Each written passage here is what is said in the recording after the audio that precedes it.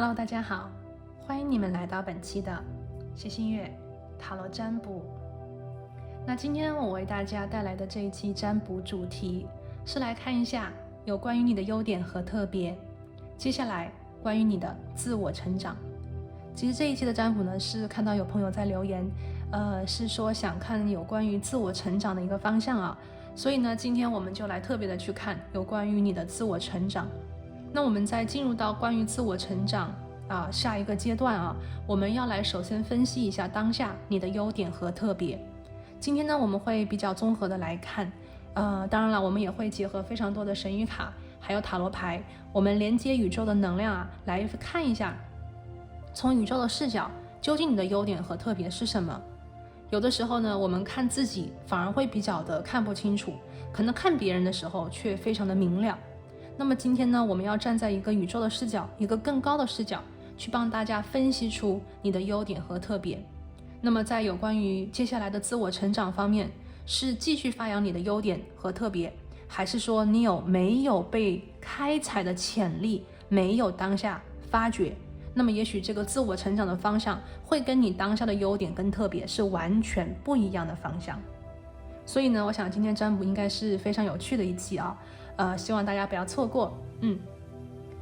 好，那今天呢跟往期一样，我呢也是提前的收集了一下你们的能量还有信息，然后呢把它们分别放在了你面前的这3副不同的牌组里。我们呢从左往右分别是第一组、第二组，还有第3组。我们呢从左往右分别是第一组、第二组，然后呢是第3组。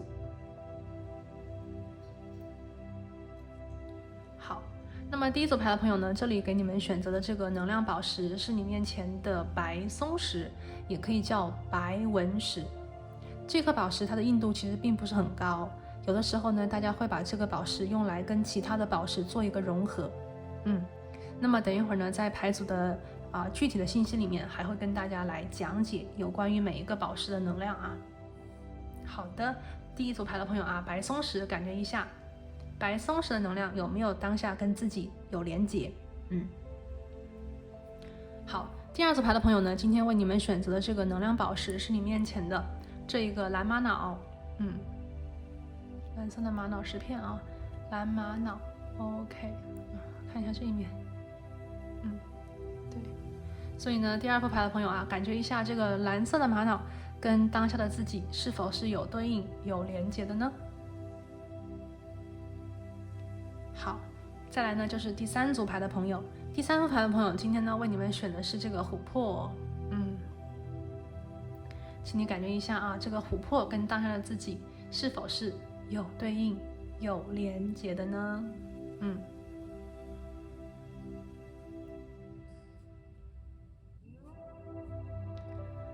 ？OK， 那为了方便呢，你可以跟每一副的牌组的能量啊进行一个好的能量上的连接。那么接下来呢，我会建议你跟我一起做一个简单的冥想。好的，让我们一起闭上眼睛，深呼吸，我们来连接一下宇宙的能量。然后呢，让我们一起来问宇宙，宇宙，请你告诉我有关于我的优点和特别，在你的眼中究竟是什么样子？那么接下来有关于我的自我成长会是如何的样子呢？请宇宙给我指引，请宇宙给我提点，请宇宙给我好的建议。感恩宇宙。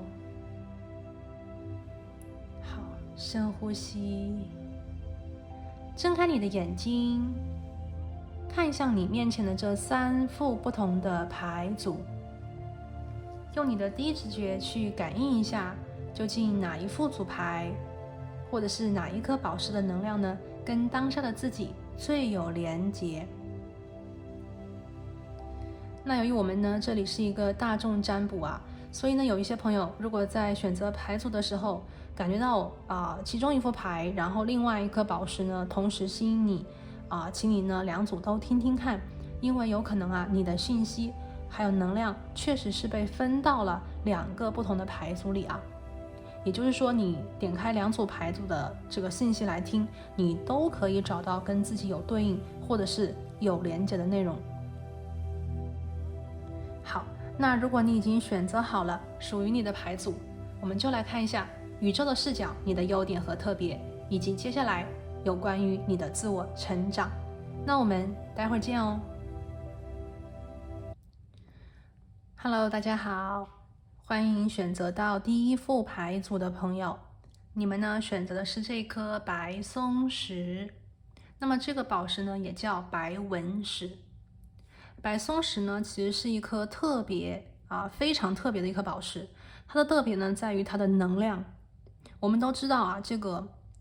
能量宝石一般呢它对应的脉轮其实是比较接近的，比方说3眼轮、喉轮，或者是说直接对应某一个脉轮，又或者是说可以对应所有的能量，对不对？但是呢这颗宝石它对应的是极性能量。什么是极性能量呢？这颗宝石对应的是我们的顶轮和海底轮，大家可以感觉到吗？一个是最上面的脉轮，一个是最下面的脉轮，所以它的能量其实是去打通的是极性能量的大门，去让我们一边跟我们的灵性自我这个高我进行一个非常顺畅的沟通，然后又让我们的这个身体，让我们这个3D 这个我们所谓灵魂当中的这个自己，可以在这个地球上跟我们的地球母亲这个能量和频率紧紧的连接在一起，让我们接地，让我们有实践性，让我们很踏实。所以它的能量其实带给我们的是让我们用高我和这个灵性当中自我的这个角度去成就我们在地球当中的这个显化。所以有朋友呢想要去比方说连接高我，然后呢用高我的这个视角和能量去指引你在当下的这个地球当中你生活里面的，比方说决定也好，决策也好，对吧？这个指导灵给你的信息也好，那么这颗宝石都是最佳的人选这个是白松石，送给第1副牌的朋友我们把它放在这个上面好，今天呢我要为大家来连接的是有关于你的自我成长。那么我们在进入到自我成长的部分之前呢，首先我要为大家来连接一下，在宇宙的视角，当下你的优点和特别分别是什么？好，我们首先来看一下第1张牌这张牌是我提前为大家抽好的，这个牌非常的有意思。第1组牌的朋友你知道吗？如果我们做一个比方的话其实当下你的能量非常接近，或者是跟 Pleiadians 这个秒速星人、外星人秒速星人他们的这个能量非常的频率非常的相当。那秒速星团呢是在7姐妹星群当中 OK， 也是在我们所谓的这个金牛座它的这个眼睛的这个部位非常的亮，很美。我们一般在晚上的时候都可以看到它们，非常的漂亮好，那秒速星团里的这个秒速星人他们跟我们的地球人类其实是很像的。那不同在于什么呢？大家可以看，首先他们的个子非常的高，他们的平均身高大概是2米以上，2米到2.4米，所以跟我们的地球人类的这个平均身高比的话，确实是要更高一些，对不对？长得呢又跟我们有点像，但是他们的耳朵会是尖尖的，然后呢更加的偏下更加的偏下。那么我觉得最大的不同跟我们的地球人类相比，就是他们的寿命。我们人类的平均寿命大概是100岁，可能都还不到但是呢秒速星人他们的平均寿命是700年地球的这个时间，就他们可以活700岁比我们的寿命要长多了，对不对？那么为什么会这样子呢？我看了一下就是他们非常的注重自然。你像我们当下我们的这个地球其实是比较城市化的，我们讲的是高科技，对吧？我们讲的是现代化，那么很多所谓的这个建设都是去以城市为基础，密集的去建设我们的城市，然后我们都生活在钢筋水泥当中。但是呢秒速星团的人们，他们不会这样建立他们的社区，相反的他们会分散，就是大家不要集中在某一个地方，因为资源是有限的，大家要分散开来，对吧？小社区小社区，然后分散开来，大家可以更多的、更平衡的去跟他们的这个所谓的这个秒速星团这个星球去连接，所以他们的资源其实更加的平均，更加的每个人啊会更加的多，更加的丰盛。而我们的地球呢，可能比较多的会用开采这个词语，开采就是不断的去拿，不断的去拿，有多少拿多少，而没有想到，那么我们的子孙后代呢？这个平衡万一被打破怎么办呢？对不对？所以我们可以看到，从他们的这个生活方式跟我们的地球相比，他们就是不同的，他们的想法、他们的理念跟我们也是不一样的，所以他们生活啊，他们的感受和我们也不同。可能很多朋友在城里啊，这个无论是工作也好，还是学习也好，你们可能都会感觉到非常的紧张，被这个快节奏带着走，都没有办法停下来，对吧？焦虑感很多，没有办法让自己的这个灵啊静下来、停下来，去想一想，去感受一下今天我的这个感受好不好。而秒速星团的人呢，他们是慢节奏生活，分散开来，小社区里面每个人之间呢关系很亲密，大家都互相认识和了解，相互是彼此的支持，对吧？而我们的这个地球可能更多的是比较的稍微冷漠一点啊，大家可以感觉得到啊，可能是亲戚朋友好一点，但是真正的这个陌生人之间可能是比较冷漠一点的，人来人往是吧？好，讲了很多啊，那么我们来看一下这张牌卡的关键字啊，是无条件的爱，非常的兴奋，然后呢非常的快乐，有很多的笑容。第一副牌的朋友，你是这样子的吗？你觉得自己是一个所谓的会无条件的爱一个人，然后呢会喜欢所谓的不带附加条件的爱的这样子的一个人吗？你会觉得生活当中其实很多时候你想选自己喜欢的，而不是去选别人希望你选的，你是这样子的人吗？或者是说第一组牌的朋友我觉得在你的生活当中你会喜欢欢声笑语，而不是那种很刻板的每天让自己很紧绷的那种状态，你是这样子的人吗？无论如何从宇宙的视角，我觉得今天我看到这个能量当中我觉得连接到的就是第一副牌的朋友，我觉得你是一个快乐的灵魂，你是一个有爱的灵魂，无条件的爱代表着没有附加条件，只是很纯粹的喜欢，对吧？所以说第一副牌的朋友，我觉得在你的这个优点里从宇宙的视角，我觉得你是一个非常善良的人。现在呢，我们去强调这个善良可能很多人会觉得好像没有什么特别的，但事实上善良在我们的地球上非常的可贵，不去有任何侵害别人的心，同时善待自己，善待他人，己所不欲，勿施于人，这些是我们的老祖宗留下来给我们的一些所谓的名人名言或者是谏言，但是现在的人又有多少人能够真正的做到呢？第一副牌的朋友，我觉得你们的能量当下正是我们的地球急需的。现在我们的地球可能太多的是线性思维，从1到2，从2到3，不断的向前，没有尽头。在这样子的紧绷的或者是催促的这种频率之下，我们每一个人可能都要有一个极限，无论是多么能拼的人，可能都会有崩溃的一天，因为没有尽头，没有休息。而你们的能量是圆的是一个圆的，是一个闭环。所以我觉得第一组牌的朋友，在宇宙的视角当中，你的最大的优点就是你的这种闭环模式。什么意思呢？就是你们会内心足够的富足，你们会觉得够了，你们就会停下来，你们会觉得美好，你们就会待下来，而不是一味的去追求更好、更大、更多、更美，对吧？我觉得这种所谓的知足很厉害，知足者常乐，对吧？知足的人幸福，知足的人为什么会知足？因为他们的能量当中是感恩的能量，他们感恩现在有的，他们感恩宇宙给他们的，他们觉得这个很好，他们觉得这个够了，这样子的感恩的心反而能够让你我们所谓的吸引到更多的美好。富足的人吸引富足，对吧？内心缺失的人吸引的可能是缺失。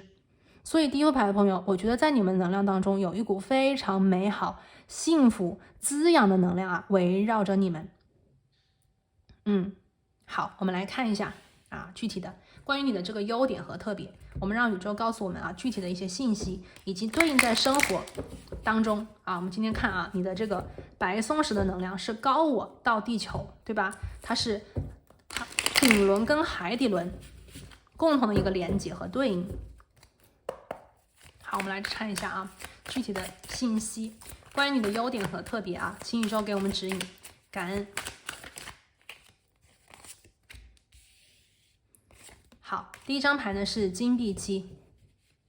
宇宙的视角啊，你的优点是什么呢？有耐心，有坚持力，勤奋。OK， 这个能量让我看到是什么呢？就是一旦你遇到你喜欢的，这个喜欢呢可能是你喜欢的一个领域，可能是你喜欢的一个人，可能是你喜欢的一个美丽的东西。一旦你看到自己心就是我们所谓的这个高我连接，我觉得我喜欢这个，我觉得我跟这个东西有缘，你就会很有耐心，因为你不急，你内心富足，你会把这东西做得很好，你会一直持久的爱下去。所以这个能量一旦运用到你的学业里，或者是你的工作当中，第一副牌的朋友，你的不断的努力，你的坚持，你的不放弃，会让你最后我们所的赢到最后也好，或者是让你最后成就和成功也好，这个是必然的。而且我也会觉得第一组牌的朋友，宇宙的视角当中你的优点我觉得你有更强的一种抗性。为什么呢？因为你的能量是闭环状态，而不是线性1 2 3 4 5，对吧？所以一旦你选择了这个东西，你会在这个地方环绕，或者是说你会在这个领域里面留下来。那么当我们都知道这个地球上可能一旦我们选定一件事情，宇宙会给我们测验，会给我们挑战。那么在挑战当中，如果这个人只是想一味的看结果，他可能看不到结果的时候就会轻言放弃。跟你们不一样，你们选的时候就是因为自己喜欢，你们选的时候就是因为这个高我和你的这个灵魂觉得说，我就是觉得跟这个东西有缘，那么你们可能就不会轻易的放弃。如果有压力，如果有挑战的时候，你们会坚持下去，你们会更加的勤奋，你们会更加的执着，所以你们的这个成果和成功，我觉得是更加的可确定性Pleiadians OK， 很多朋友你们会不会有这种感觉，就是你们在做自己喜欢做的事情的时候，无论有多么的难，或者是多么的不容易吧，其实你们做的这个过程是快乐的。很多人可能工作和学习都是不快乐的，因为他们觉得好像是别人让他们做的，对不对？而不是自己选的。但是我觉得第一副牌的朋友宇宙的视角，我觉得很多时候宇宙会觉得你是一个很勤奋的人，你是一个会为自己心中的这个目标付出行动的一个人。好，我们来看一下第二张牌。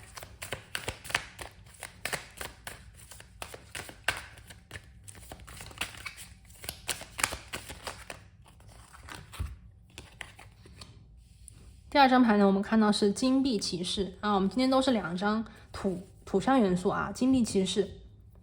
很有效率，然后呢让人觉得可以依赖，可以信赖。宇宙说其实在你的这个优点跟特别里面，你是一个让人觉得非常可以相信的人。因为你本来就是一个带着这个无条件爱的光芒可能你的朋友我觉得第一副牌的朋友，你很在乎你的朋友，你很在乎，你很重视真正相信你的人，你不会轻易的说是让他们失望，而是你会尽量的让自己怎么讲呢，就是让他们觉得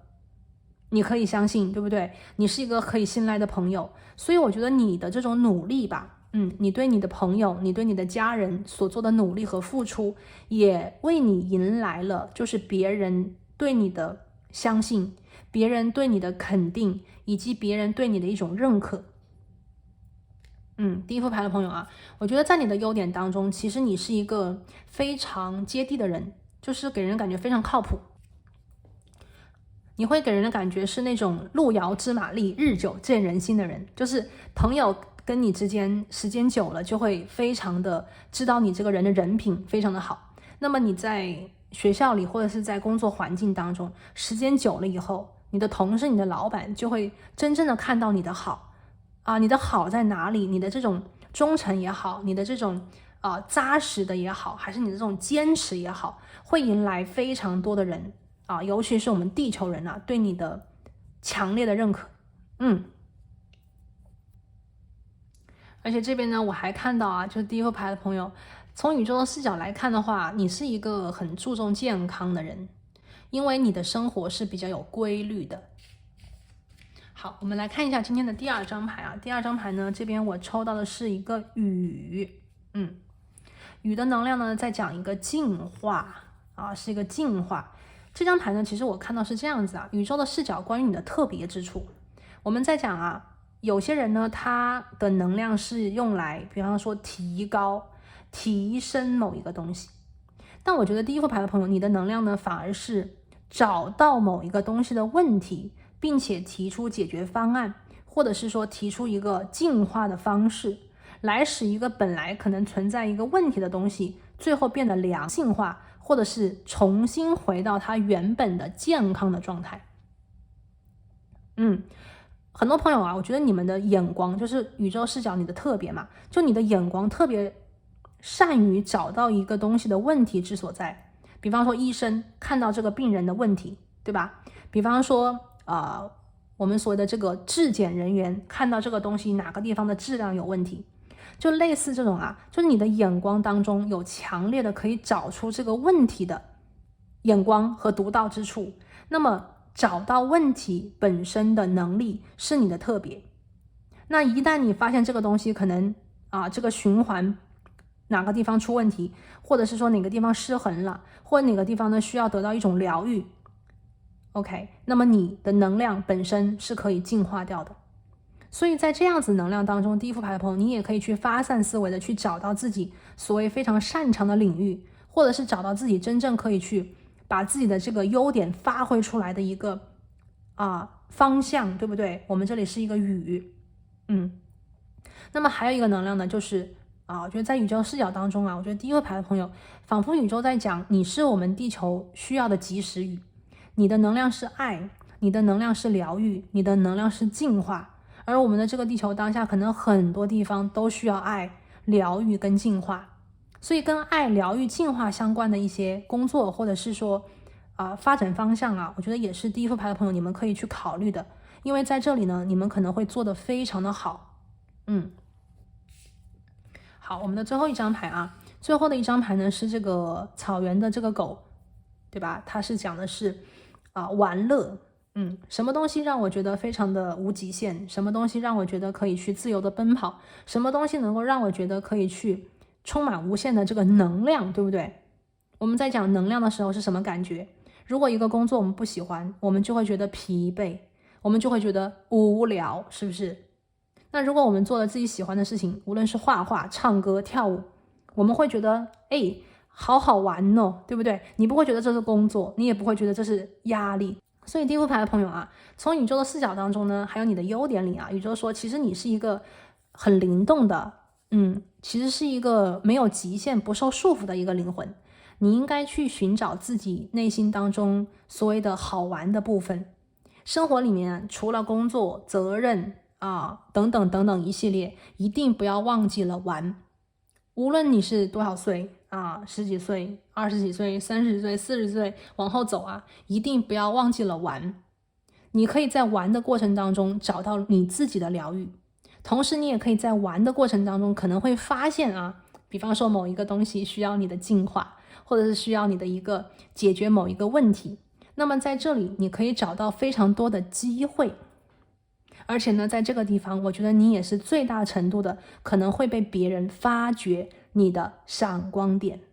所以第一副牌的朋友我觉得这个所谓的能量本身带着那种就是开开心心的玩，开开心心的生活，开开心心的去享受，并且发挥你的特长。好，讲到这里呢，我们来看一下今天的第二部分就是接下来有关于你的自我成长。今天的自我成长呢，也为大家抽了一张牌，就是这里的 email 邮件。这张牌呢是在讲接下来你的这个自我成长方向跟你的沟通有关。跟你的沟通有关，这是第一个能量。等会儿我会跟大家接第二个能量啊。第一个能量跟你的沟通有关。第一组牌的朋友啊，其实我们刚才看到有关于你当下的优点跟特别吧，其实很多是有关于你自我的一种能量的呈现。他在乎说你喜欢什么，他在乎说你想做什么，他在乎说你有这个能量，你有这个能力去完成一件事。但是有关于你的自我成长是关于沟通，也就是说，当一个人有优点有能力的时候，怎么样让你的优点跟能力，包括你的特别，让别人让更多的人知晓和理解。刚才我讲过啊，其实第一组牌的朋友，你们的能量被发掘需要一定的时间，你们需要在这种时间当中让别人看到你的优点，包括你的坚持啊，你的勤奋啊，你的耐心啊，对不对？但是有的时候机会可能来的会很快，需要你立刻马上抓住它，那么可能就没有办法像这个秒速星团那个星球里，你可以慢慢的来，毕竟你在地球之上，地球有的时候速度很快。所以有关于你的自我成长，接下来啊，我觉得宇宙呢可能是让你更好的去适应我们的地球的环境，让你更好的去适应你当前生活所在的这个环境，不是被这个环境所谓的我觉得是埋没，对，不要被你所谓的环境所埋没，而是宇宙在告诉你，你要去适应这个环境，你要去锻炼自己的表达能力，用你的语言去发挥你在地球上的这个语言。因为第一副牌的朋友，你看你的能量你有可能真的是跟这个外星人祖先有一定的连接，或者是你的灵魂之前就是这个秒速星团的那个星团里的人，那个星球里的人，可能都不需要去说我们地球的语言，甚至他们都不用说话，直接就心灵感应就知道他们在想什么。可是我们的地球不行啊，我们需要去沟通啊，对不对？用我们的语言去沟通。所以这是新的沟通方式，对于你来讲也许并没有那么的熟悉。所以呢，关于你接下来的自我成长，宇宙希望你能够适应这个地球，去通过你对文字语言的把握，去把自己的能量传递出去，传递给更多的人，从而让自己可以生活得更加的快乐，更加的惬意的同时，我觉得是把你自己的能力我觉得是发挥出去。第一组牌的朋友，如果你觉得当下自己有一部分的能量是被埋没了的话，很有可能是因为沟通的问题，不是因为没有能力是因为沟通不够，别人没有从你的语言当中就是说发现你的这个特别，或者是说理解你的特别。所以第一组牌的朋友就是如果你觉得自己当下被埋没的话，一定要去接下来关注自己的语言，怎么样说，怎么样写怎么样通过一种沟通的方式去表达出你真正想表达的意思和意图。那么这边尤其第一副牌的朋友，尤其是想去传递你的理念，你想去发挥你的这个能力的时候你的沟通能力将起到决定性的作用。别人是愿意听你的，还是觉得听不懂你在说什么，对不对？你要去锻炼自己的表达能力、口才能力，甚至是写作能力，用你的语言去把每一个语言就是精准的把自己的思想、把自己的能量用语言传递给外界。这个能量我觉得不仅仅是运用在工作里、学业当中可能在你的这个周围环境当中，你跟地球人的交流，对吧？也需要语言。所以如果你想去提升人际关系，去提升自己的这个魅力指数，也是要在语言方面下功夫。所以我觉得第一组牌的朋友，从这个能量来看吧，你的当下优点跟特别和你接下来的自我成长这个方向是有一点不一样的，对吧？也许你的这个能力优点跟特别其实它的能量是足够强大的，但是你的沟通表达能力现在是有所欠缺的，而你接下来的自我成长去把你的沟通语言能力提升，那么你会发现整体你的一个机遇也好，平台也好，可能都会一下子提升很多倍，包括你的这种快乐的感觉可能也会提升很多倍。好，我们接下来抽一张牌，我们来看一下你接下来的自我成长方向感恩宇宙。好，请宇宙给我们指引，请宇宙给我们方向，感恩。好的，这里是一个8宫八宫这个能量呢，它讲的是一个巨大的改变啊，巨大的改变。所以我觉得第一组牌的朋友啊，从我们的这个 Pleiadians 啊，你看这个牌里有非常多的蝴蝶嘛，其实蝴蝶呢，它代表的能量也是一种变化，是一种蜕变，对不对？那么八宫的能量呢，它的这个变化呢，更加多的是一种 inner power，就是把自己内在的力量给激发出来，它是一个彻头彻尾的改变。我们看这个牌里面，它是一个凤凰涅槃重生的能量。所以第一副牌的朋友，如果你在生活当中觉得自己好像很多地方都没有真正的把就是自我的这个真实能量给发掘出来的话，那么接下来的自我成长，你就需要去让自己蜕变，不是说让你改变自己，而是说换一个方式。也许你当下所选择的这个比方说方向啊，需要去改变，也许你表达自我的方式需要去改变，你要去把自己的一个力量，或者是你高我里面希望你去传递的一种能量去真正的释放出来，而不是只是在自我的小宇宙里面我知道，我自己知道，但是别人不知道，这样不行，你要去发挥出来，你要去释放出来 ，release， 对吧？这第一个。第二个呢，其实这个八宫能量也是去连接我们今天这个email的第二个第二个就是心灵感应。我看到是什么呢？在你的优点和特别里面你有这个秒速星人的能量吗？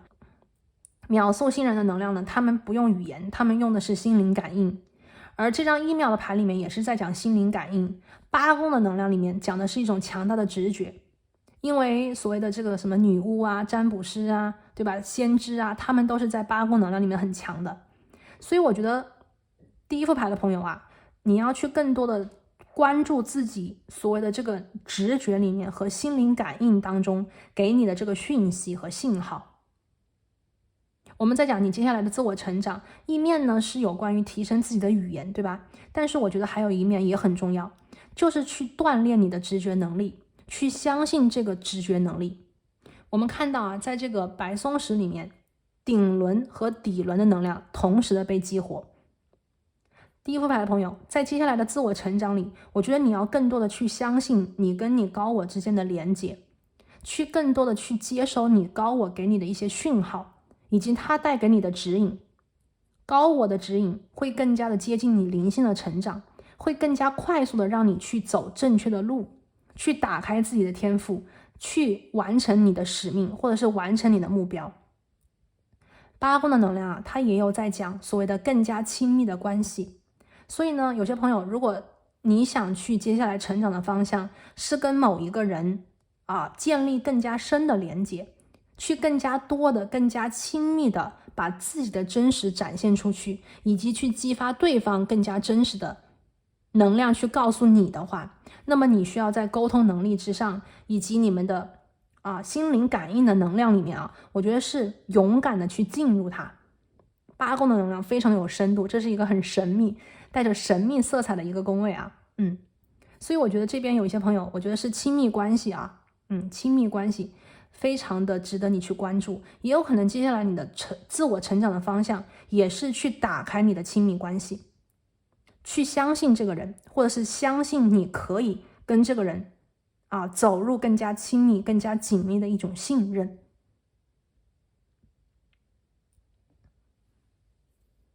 好，最后一个能量呢，我觉得这边是一个有关于资源的能量信息给大家做一个参考。就是我看到很多朋友就是在你的能量当中，你的优点里面有很多的美好，但是呢，我们又看到在接下来的成长方向里，你是要去注重和培养你的沟通能力，也就是你的优点和外界的关系。八宫的能量呢，其实是在讲资源的分享，对吧？分享资源。所以我觉得第一副牌的朋友，接下来有关于你的自我成长，你也可以去看怎么样让自己的所谓的美好，我们刚才看到这个优点去跟更大的外界做一个连接，分享资源，也就是说把你的能量带给别人，并且从对方身上找到你当下你需要的东西，或者是说你当下觉得自己缺少什么样的资源，你可以找一个，比方说正好他有你需要的资源，然后呢你又有他需要的资源，你们去完成这个互换。因为我看到就是秒速星团的人呢，他们一般呢就是不会像我们地球人所谓的金钱交换，他们比较多的是自给自足，对吧？他们是跟自然做一个连接，他们在大自然里面找到他们需要的东西。而我们的人呢，需要去工作，需要去赚钱，然后通过金钱去换取我们需要的东西。而当下呢，第一副牌的朋友我觉得你们接下来自我成长的方向也是更进一步的去了解地球的这一个方式，地球生活的方式。你原本的能量，你原本的这个熟悉的方式呢，我觉得它是很好的，但是呢，你需要首先去了解地球的方式，所谓的这个资源共享，怎么共享，怎么交换，然后再把你自己的这种无条件的爱的能量去加进去，去提升所谓的资源共享的方式，去让这个资源共享的一个机制变得更加的有机，更加的美好，更加的纯粹。我觉得这个也是你接下来可以去看的，可以去探索的。好，今天的最后一张牌我们来看一下来自宇宙给你的一个讯息，有关于你接下来的自我成长。感恩宇宙。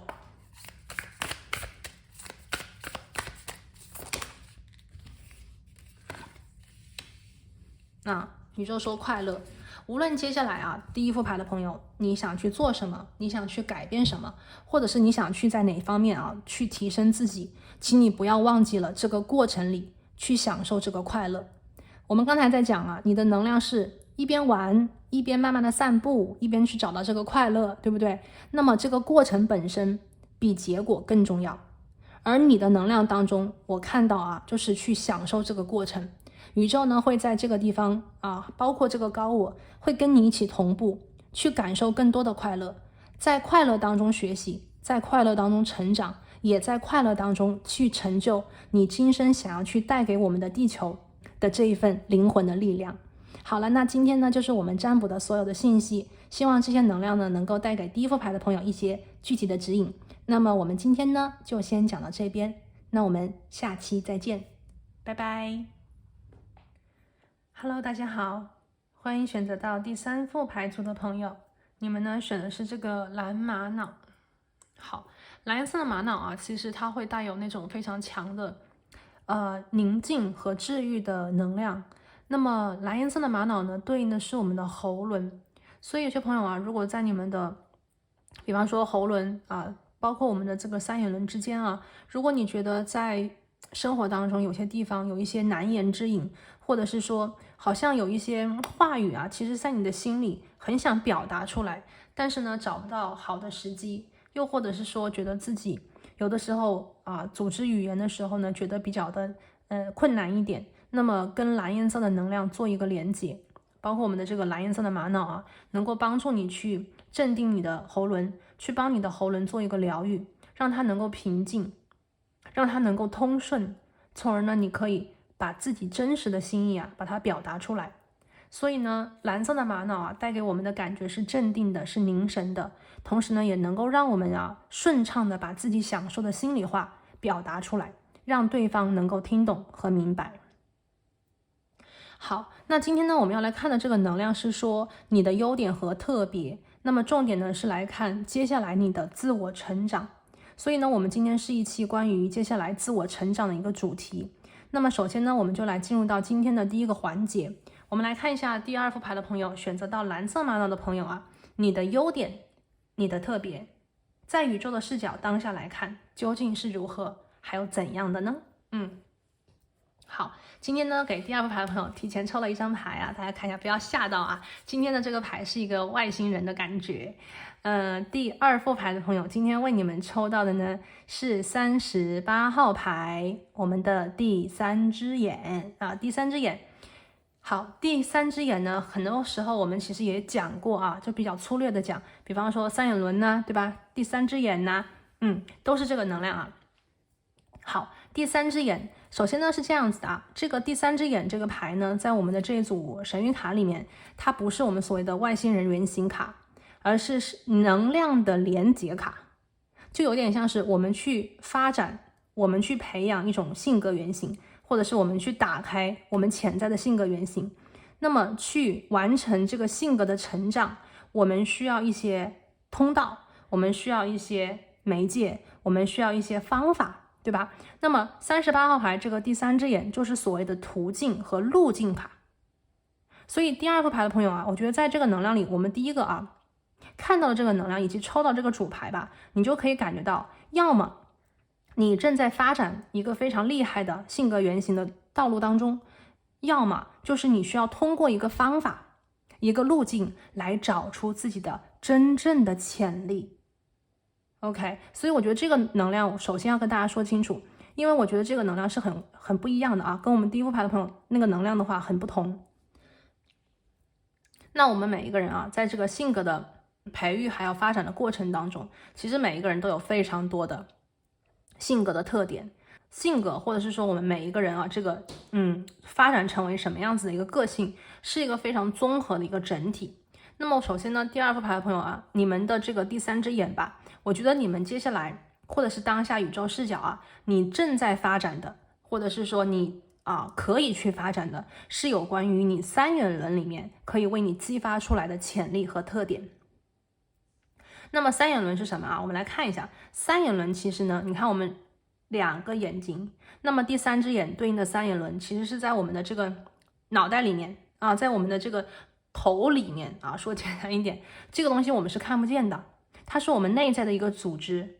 所以第3只眼呢，我们所谓的我们身体上面、身体外面可以看到的是我们明显的，对吧？那么我们看不到的这些身体的机制，包括这个所谓的这个下丘脑这个部位啊，那它是一个我们看不到，我们没有办法，对吧？拿一个那个 X 光射线看到，我们也没有办法把手伸到脑子里去。所以这个东西它对应的是我们的潜意识，它对应的是我们所谓的灵魂里面啊，我们在讲，我们有一个3维世界的这个自己锁在我们的身体里，我们也有一个所谓的可以超越时空、超越物理的一个自己。我们在讲在5维频率里的那个高我，也可以在讲我们在这个3眼轮里面啊，就像一个心眼，或者是你可以把它想象成一个转换器，对吧？他所接收到的，他所能看到的，并不是我们的眼睛看到的3D 世界里的维度。3眼轮或者是第3只眼所接收到的，大家看啊，它所能接收到的是一种光感或者是光影图片，它直接是跟一些宇宙里的不一样的维度的频率去做连接。所以大家都知道很多，比方讲，就平常嘛，你可能也会有感应，有的时候你会觉得说，不知道为什么就会有这种感觉，这个感觉从哪里来？它突然冒出来的，不是眼睛告诉你，不是鼻子告诉你，不是嘴巴告诉你，不是手摸出来的，它是你的3眼轮直接感应到的感应到的。就像我们去选牌，你为什么每次都能选到跟你有连接的牌组呢？你的3眼轮在帮你。那么第3只眼呢，我们在讲去连接这个更高维度的一个频率，去提升我们所谓的这个维度里的认知，那么我们就要去打开第3只眼，激活第3只眼，对吧？那么在我们的这个过去啊，无论是这个部落啊、部落首领啦、女祭司啦，对不对？那么他们就是所谓的开了第3只眼的人，我们常常把他们叫什么先知者，对吧？有千里眼。好，那3眼轮啊，我们继续来讲3眼轮，也就是这个第3只眼，它还跟什么样子的能量有关联呢？刚才我讲突然的感应，对不对？那么还有一个非常大家很熟悉的，就是梦境。无论你是经常做梦的人，还是说不小心做了一个梦，那么这个梦境里的画面，无论是模糊的、清晰的，对吧？对应的是从来在这个地球上不可能出现的画面，还是说我们去感应到了一个很远的，或者是不可能在我们这个时代看到的画面，这些都属于你的第3只眼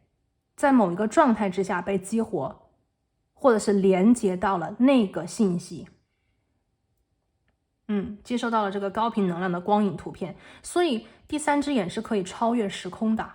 有些朋友你们看到了你的祖先，你看到你未来，对吧？这个都属于超越了时空，你的第3只眼帮你看到了东西。所以呢，如果有朋友就是这边我觉得第2副牌的朋友，尤其是你们就是通过冥想、静心、放松的觉知和状态去进一步的，我觉得是有意识的去使用你的第3只眼。所以我们要去开这个第3只眼，我们就要闭上自己的双眼，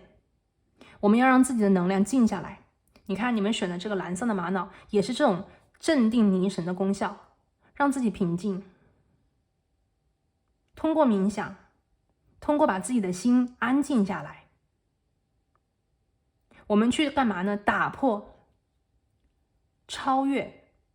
当下所在的这个能量磁场，就是你现在身在的这个能量磁场，你要去打破跟超越，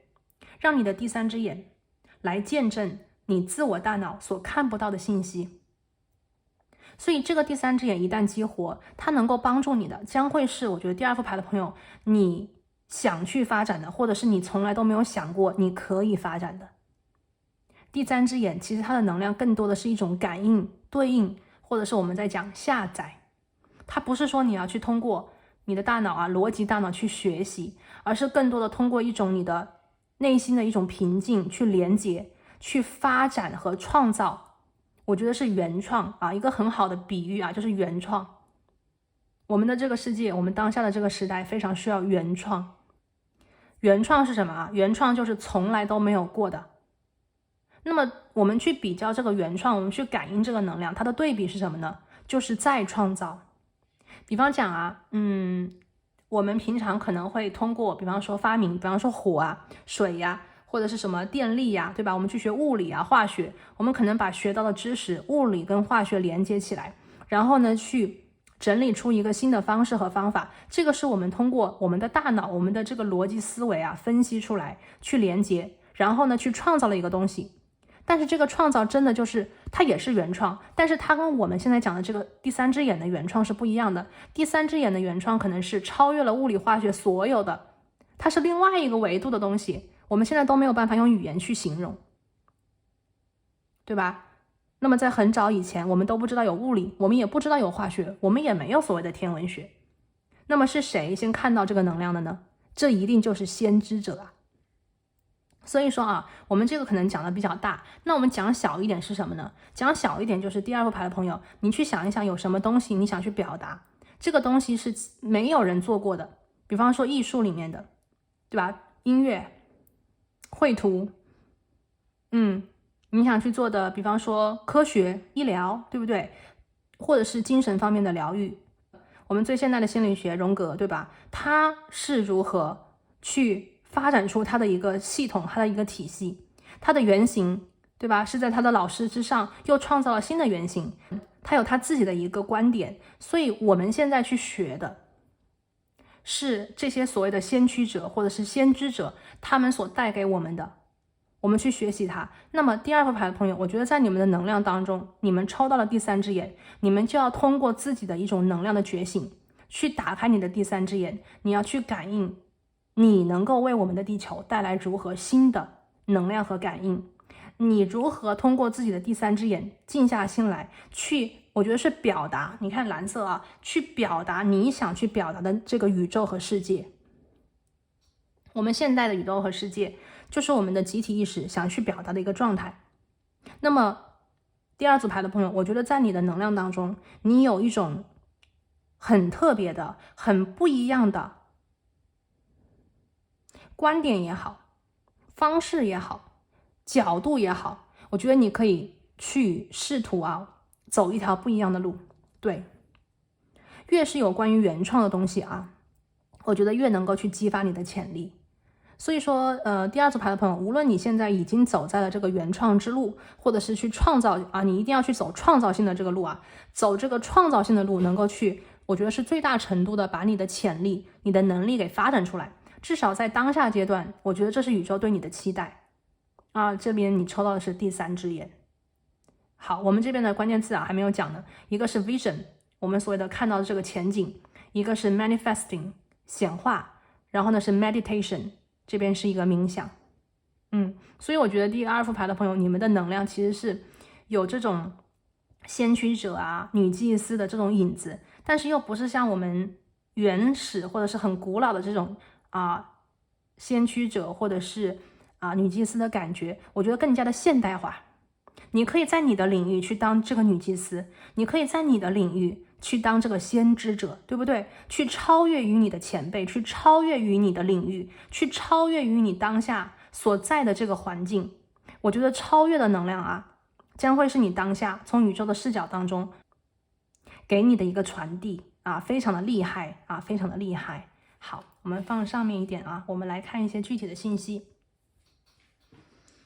好，我们来抽一下牌，我们来看一下具体的啊，看一下从宇宙的视角，当下第2副牌的朋友，你的优点还有特别。我们来看一下啊，我觉得第2副牌的朋友，你们更多的能量应该会指向你的特别之处啊。我来看一下这个能量信息，宇宙视角，当下你的特别，你的独一无二，感恩宇宙，究竟是什么让你与众不同 ？OK， 来。好，宝剑国王，哇，厉害啊，厉害啊！宝剑国王是什么呢？宇宙视角当下啊，第2组牌的朋友，你的这个特别啊，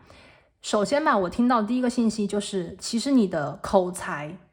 非常好。第2个 ，OK， 你的逻辑思维判断能力非常厉害。那有些朋友呢，可能当下会说，其实我的口才也没有很好啊，那没有关系。这张牌宝剑国王，它讲的是一种分析、逻辑、冷静思考啊，它的能量对应的是这个。那么宝剑国王呢，又是一个国王的能量，风向的国王能量，说明第2副牌的朋友，当下你的这个力量是非常强大的，非常的强大。那么在你的当下，你的特点当中，你一定要去更多的看到自己的优点。这个优点可能是来自于，比方说你非常的冷静。当别人都很慌乱的时候，你却能够保持一份独有的冷静，你会同时保有一份你很特别的一个思考，而不是说被这个环境带走。当下我们的这个时代其实很快，而且声音很多，我们其实是有的时候蛮容易被别人影响的。但是呢，我看到宝剑国王的能量以后啊，其实很多朋友第2组的，你要看到的是自己的这个形象啊，它不是说什么长相，而是说你的能量里，它是一个很静止、很稳重的状态，是一个站在或者是坐在这个，你看这个石头做的这个板凳啊，就很稳嘛，对吧？重重的、稳稳的，你就坐在这个里面。你看这个手扶的这个指导灵，就是你一手其实是指导灵，就是你的跟这个高我或者是高频的一种连接，对吧？一只手呢，就是你的判断。这个判断的这个宝剑更多的是一种向下干嘛呢？去说、去表达、去传递。我们可以在这个地方想象一下，你坐在这个宝座之上，对吧？下面是什么？下面可能是很多的人，下面可能是众生，他们可能需要的是你的能量，或者是需要你的帮忙。第2副牌的朋友，我觉得你也有一种能量，就是你有能力去帮别人。通过你的冷静，通过你的思考，通过你的一种方式，你可以帮到别人啊。这边我看到宝剑国王，当下啊，第2副牌的朋友，我觉得冷静、理智、独特的思考、语言表达、文字方面相关啊，是你当前宇宙视角当中你的一个特点。而且这边呢，我还有一个感应啊，就是什么呢？快速。有些人呢，他可能会，我们在讲什么叫快速啊，就是思想最快，对吧？思想是最快的，我们马上，如果是这个3眼轮打开，那就更快，超越时空了，打破时间的束缚了，直接啊可以走到几百年以前，或者是几千年以前，这个速度很快。所以我觉得第2副牌的朋友啊，你要去好好的运用你的当下的特点，还有这个特别，去帮助你，无论是解决你自己身边的一些问题，还是说你可以用你的能力去帮助更多别人啊，去帮助更多的别人。好，来，这是第1张牌，我们来看一下第2张牌，宇宙视角，你当下的优点和特别。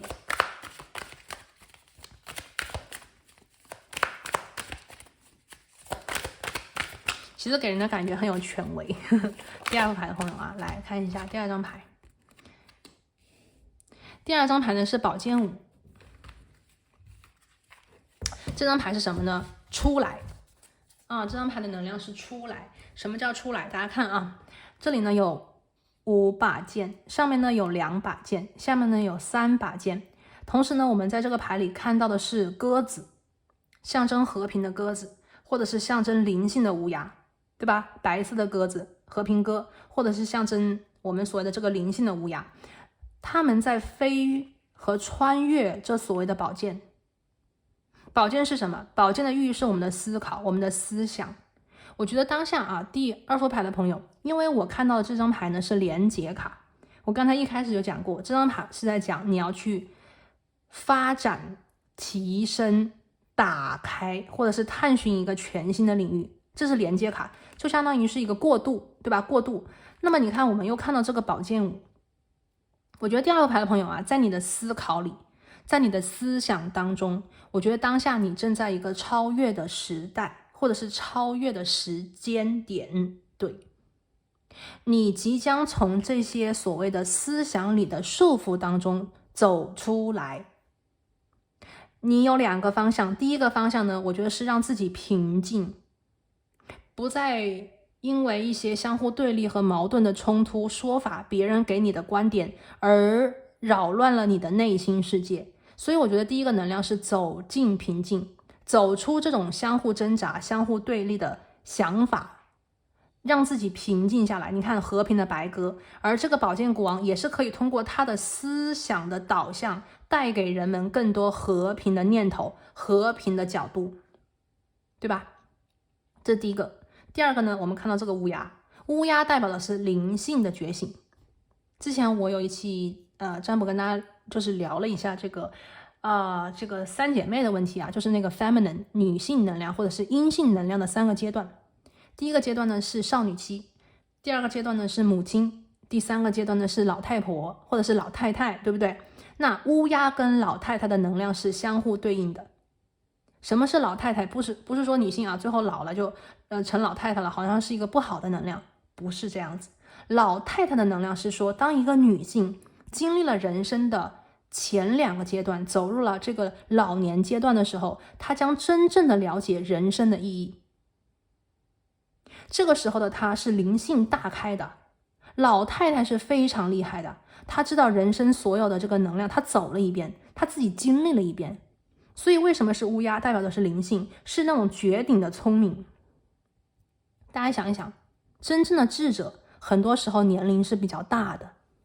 因为他要在这个世间去体验，他要用他的这个显化去体验，然后去激活他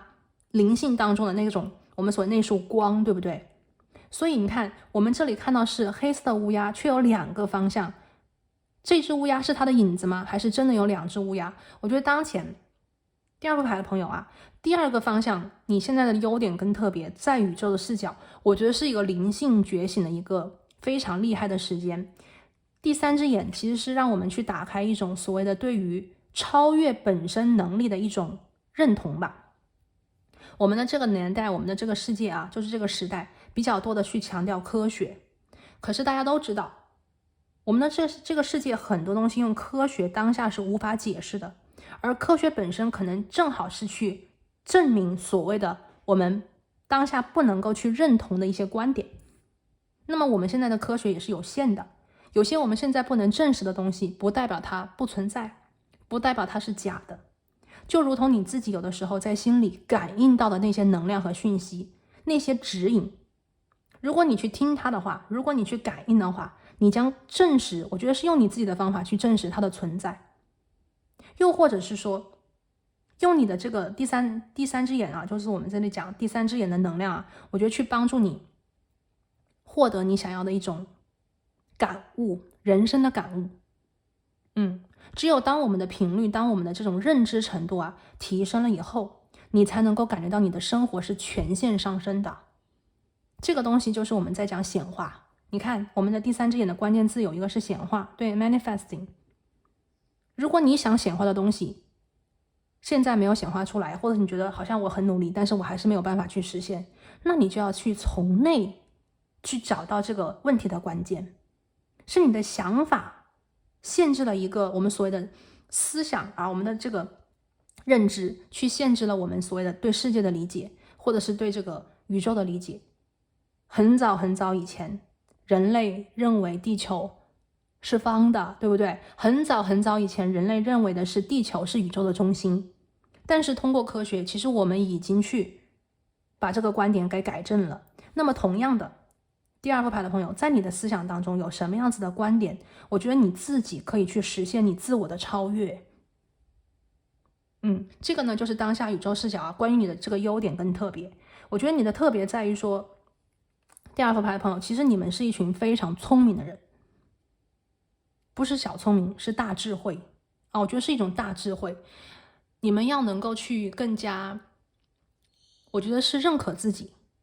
那么同样的因为我们今天是连接牌，也在生活当中我觉得有一些超越，有一些自我超越，也等待着你们去把它给实现还有显化。好，那我们讲这边呢，来看一下今天的第二张牌这边我给大家抽了一张牌 Dream Time， 梦境时分。这个今天的能量其实是非常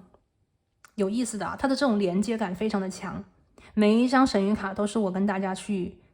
抽出来的 OK， 不是我选出来的，是我抽出来的，然后我就觉得这个能量非常非常的一致。那么这个 Dream Time 梦境时分，我们刚才讲三眼轮的两个能量，第一个对应的是什么？我们平常生活中就是那种冥冥之中的感应，对吧？有点像是心电感应，有点像是千里眼，就看到了，就感觉到了，还真的是这个样子。这个是我们平常可能会有的时候会突然的感应得到。然后呢，有一个能量呢就是梦境。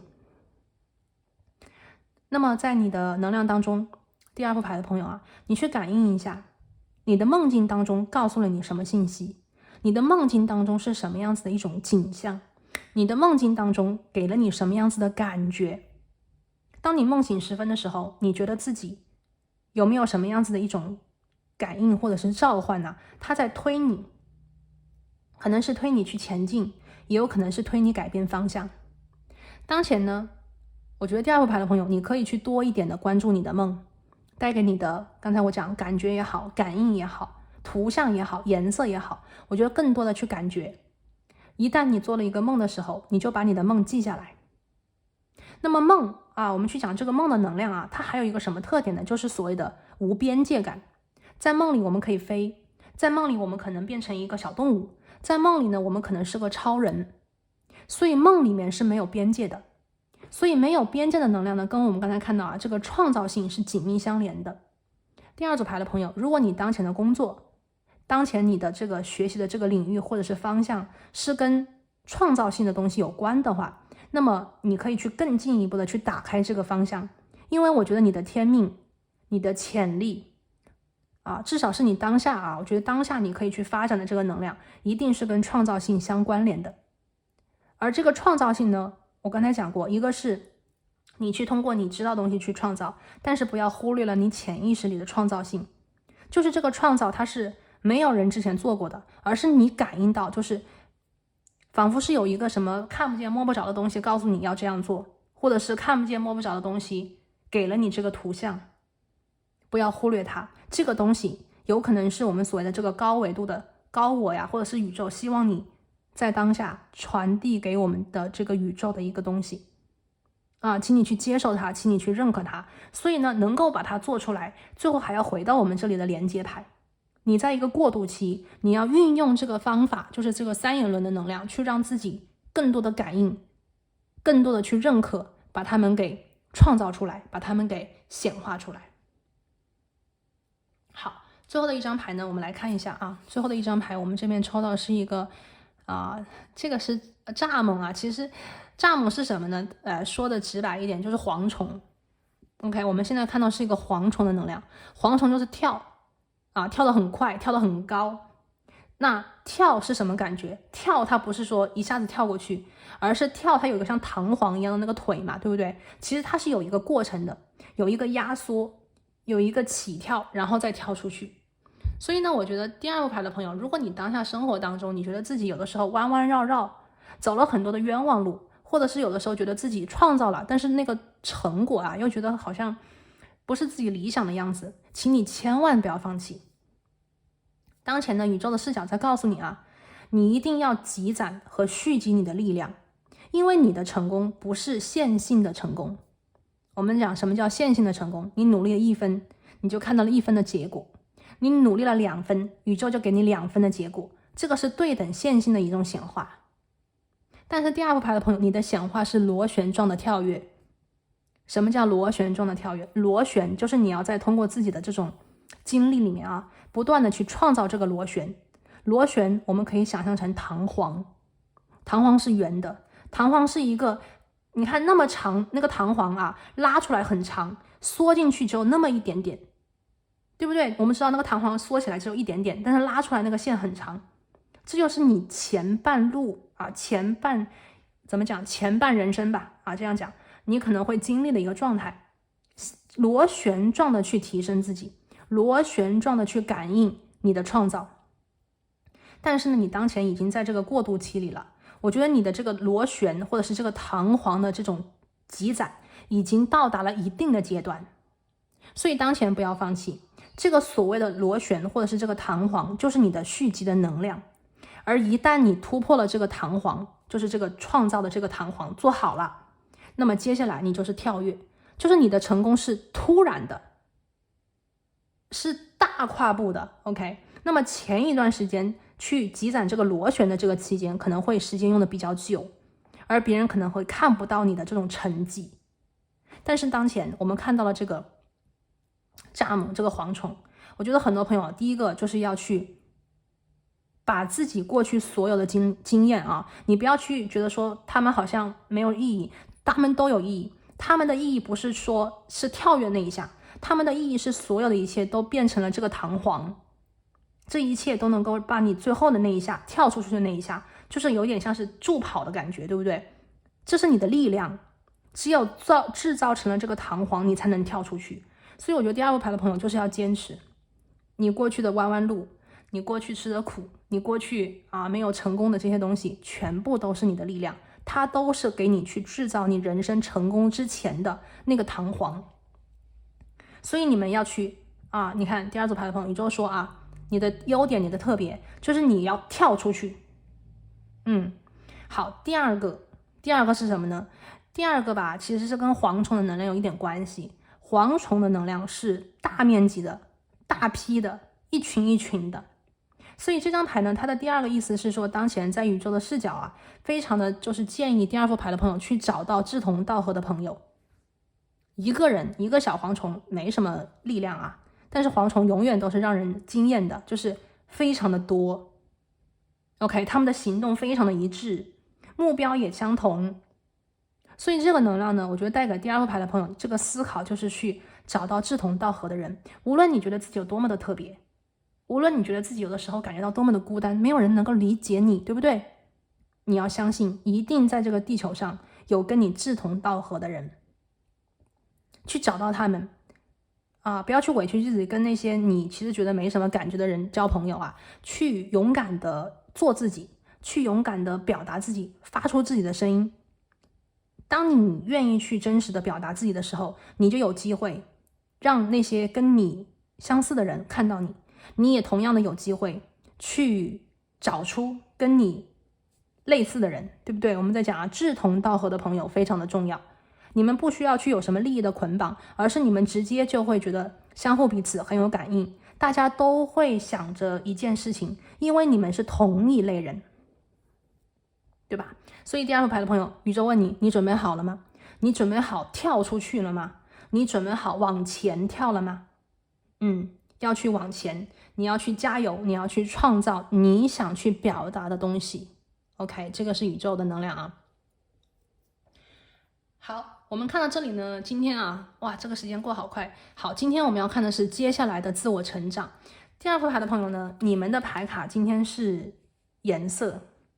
今天我为你们抽到是颜色，所以呢，我看到的是第二组牌的朋友，其实接下来你的这个自我成长是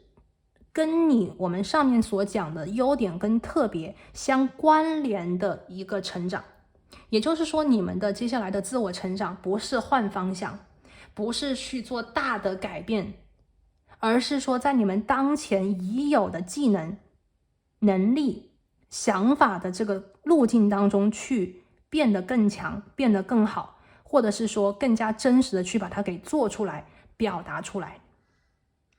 我们今天的能量其实全部都是相关联的，对不对？那么宇宙在讲这个颜色是表达你真实的情感，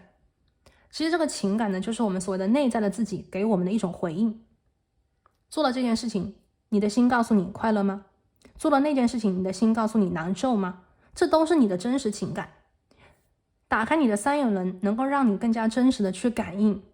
对吧？也能够让你去，我觉得这个能量啊，就是让你真正的去发现你喜欢的东西。如果第二副牌的朋友，有的时候你做的这件事情，你觉得好像第一个你可能觉得不喜欢，没什么感觉；第二个你可能会觉得说，这不是你想表达的，是别人让你表达的。那么做这个东西，可能你不会感到快乐，至少不会让你们觉得非常的开心。那么宇宙在讲，接下来关于你的自我成长，是表达你真实的颜色，画出你真实的颜色，做成最真实的那个你。如果有的时候在生活当中，你明明是想表达自己的观点，非常的这个有主见的，你却没有办法的去所谓的暗淡自己的光芒，为了让对方开心，为了让这个团队接受你，然后呢你就说你们说的对，我同意，你完全不同意。那么第二副牌的朋友啊，这个能量就是在告诉你，你要去勇敢的说出自己的不同观点，或者是说去创造一个你想表达的东西，对吧？好，来看一下啊，接下来的自我成长相关的信息，我们来看宇宙怎么说。白羊，你看白羊是什么？白羊座啊，白羊座第一个12个星座第一名，他第一个出来，春季里的第一束光。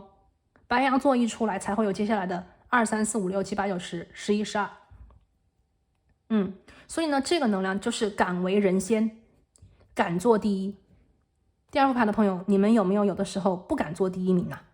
有的时候害怕自己变成了那个最突出的那个人，但是你们的能量就是第一，你们的能量就是最先开始的第一个人，你们要勇敢的做自己。第二个能量呢，就是强大的意志力。白羊座是它出现的时候是没有其他的12星座的，对吧？如果我们把它稍微切断一下，因为我们的12星座能量是没有始也没有终的，但是我们如果把它稍切一下，按照一个12个月的时间切一下，那就是从白羊星座开始，最后到双鱼星座。那么白羊星座在出现的时候呢，没有其他的12星座，11个星座。那么他首先要有自己的想法去做什么，对吧？他的第一个想法可能是我要看看这个世界，我要看一看这个世界里有什么，我想去做点什么，我想去玩，还是我想去吃东西，还是说我想去交朋友。他一出来的时候，完全是凭借自我的一个意志力去展开的，因为在刚开始的那个情况之下，宇宙里面只有白羊第一个出来，所以白羊星座它是一个比较我们所谓的自我的一个能量，他需要做自己，他需要去敢于的发出自己的独特的声音，因为他的这个第一声吼第一声吼叫，或者是第一个 OK 做了一个什么东西，才接下来有金牛座，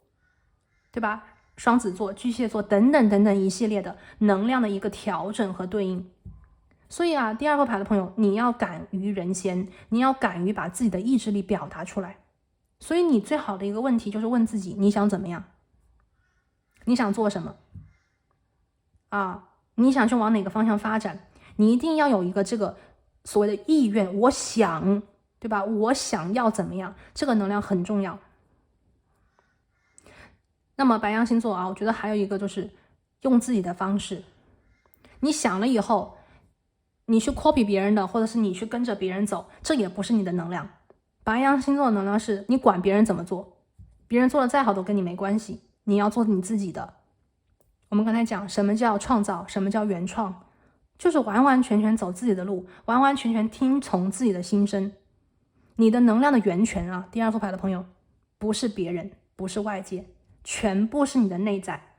你的内在的强大，你的内在的这种力量，是你想象不到的充沛、美好、精彩。所以呢，试一试试一试，第二副牌的试一试，关于你接下来的这个自我成长，试一试，听听自己的心，试一试，用自己的方式，我相信一定会有非常不一样的显化，一定会有非常不一样的结果。宇宙会与你同在，宇宙会配合你，对吧？宇宙会帮助你完成你的心愿哦。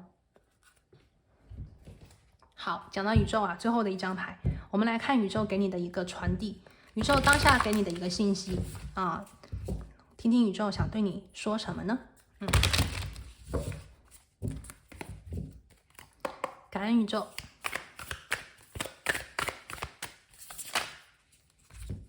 好，我们看到的是8号牌，力量。这张牌呢，我觉得宇宙想对你讲，你有无限的力量可以去施展，你有穿越、打破、超越的力量可以去，我觉得是发展啊。第2副牌的朋友，力量的 force， 我觉得第2副牌的朋友，你们的能量其实是比较有这种，我觉得阳性的能量，就是你们要去突破，你们要去打破，你们要去穿越，我们都可以感觉到这种力量，对不对？那白羊星座呢，也是火星所守护的一个星座，所以说有的时候你们要坚持一点，做自己，有的时候呢，你们也要去承认，并且我觉得是赞同。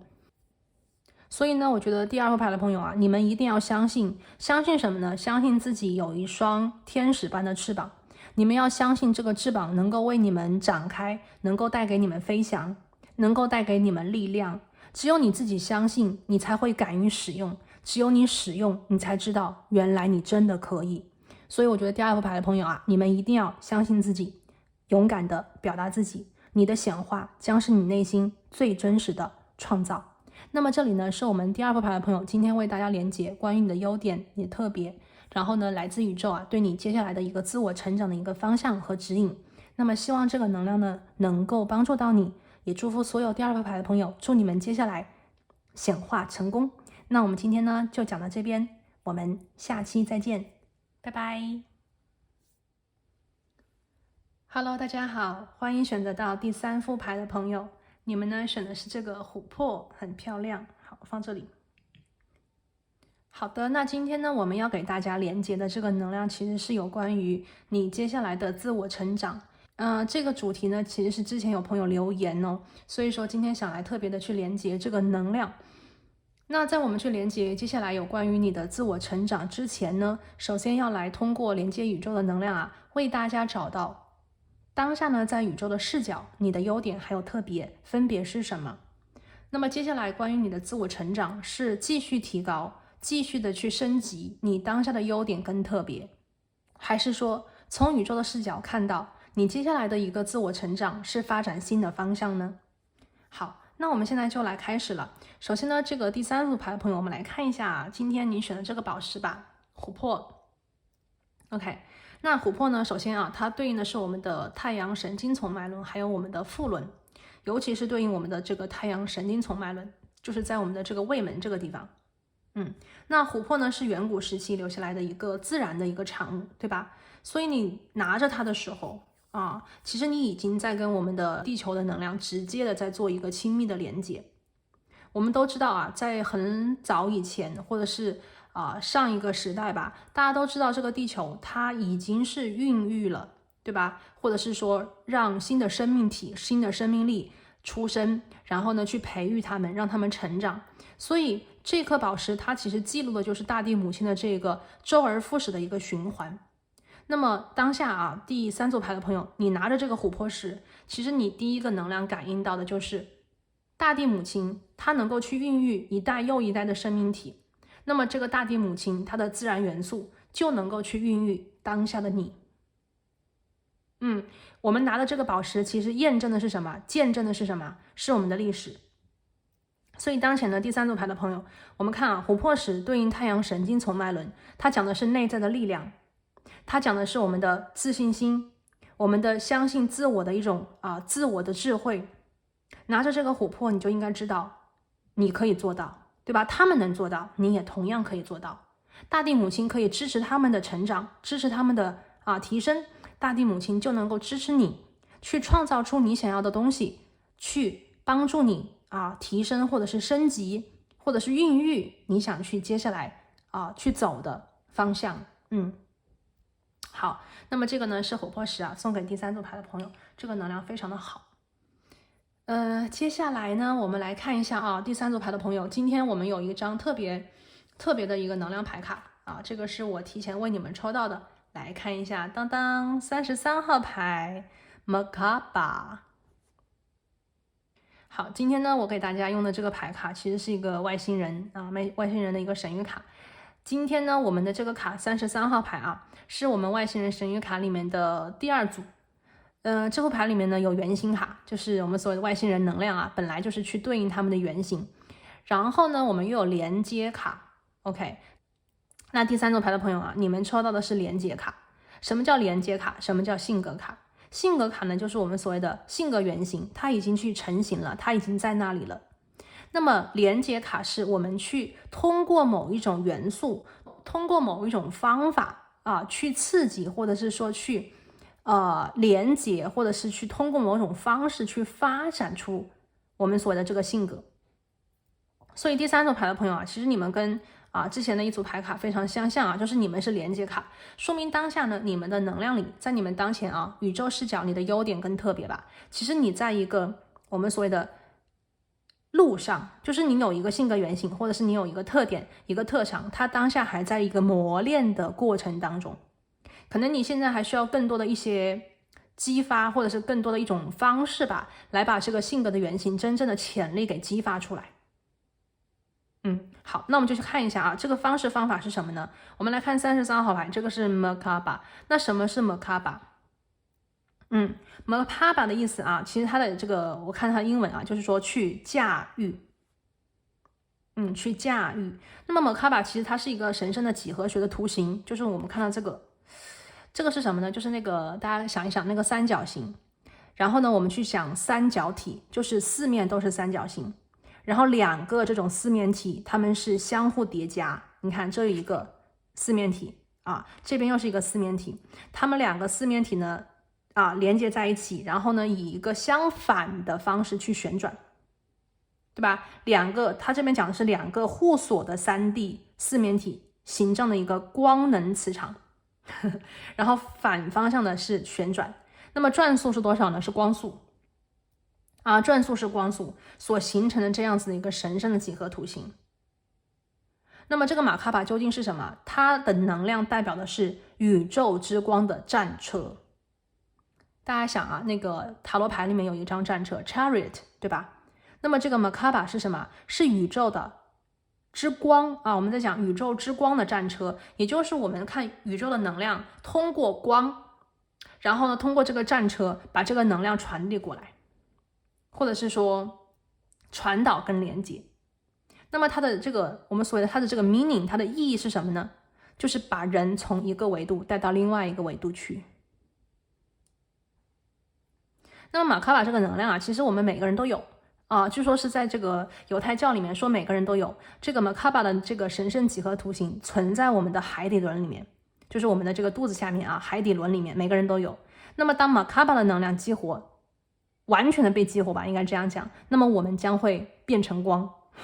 我们将会变成光。你看这个图形里这个外星人的这个能量你看他全身都散发着光芒，说明他本身可能已经跟这个马卡巴的能量已经形成了某种对应跟连接。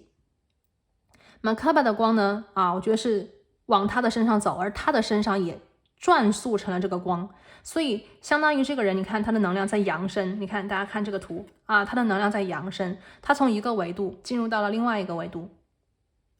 好，所以呢第3组牌的朋友你们抽到这个能量，我觉得非常的有神秘的气息，同时呢它也带有一种我觉得力量 power。然后呢我觉得有一个能量非常的明显，就是光速，就是非常快，非常的光亮，非常的有力量，给人的感觉就是一触即发的感觉。在你们当下优点跟特别里面，从宇宙的视角来看的话，我觉得你们是一群有光的孩子，然后呢你们是一群行动力很强的孩子，你们其实有强大的行动力，你们的内在，你们的身体所锁住的这个能量，这个潜力代表着力量和无限的潜能。你们要走的，因为这个光速就很快，对吧？光速非常的快，可以传递的非常远，所以我觉得你们的目标在远方，或者是说你们要做的这件事情是很大的，是很磅礴的，是很遥远的，是能够带来深远影响的。有些能量它很短暂，它很短促，对吧？但有些能量却很长很大，所以我们用这个能量做一个对比。 OK， 这个是33号牌 Merkaba。好，我们放一边。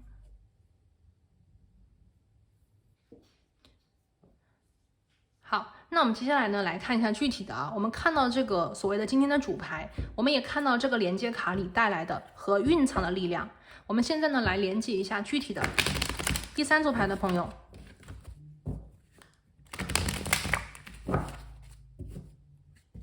好，宇宙请你告诉我啊，选择到第三组牌的朋友，选择到琥珀石 Merkaba 的朋友，宇宙视角当下你的优点还有特别分别是什么？感恩宇宙。好，第一张牌呢是金币七，第一张牌金币七，金币七这张牌呢给我的感觉就是，我觉得很多朋友啊，你们对于自己的想要，对于自己心中的一个理想状态，我觉得带有非常高的一种期待。宇宙视角当前你的优点跟特别，我觉得很多时候第三组牌的朋友，你可能会被别人说是很执着的人。你的执着不在于说该放手的你不放手，而是说执着在于一旦你认定跟选定，你会坚持到底。这个能量呢，很多时候如果是放在工作当中的话，那么我觉得很多人会觉得你非常的坚韧。也许是在做项目的时候，别人都想放弃了，你不放弃；或者是说在你创业的时候啊，别人可能都觉得太苦了、太累了，你却仍旧坚持下去。这个是第一个。那如果是运用在你对待你周围的人，或者是对待在感情里的话，那么我看到的是很多朋友在情感当中，或者是人际关系交往里面，宇宙的视角来看的话，我觉得你非常的耐心，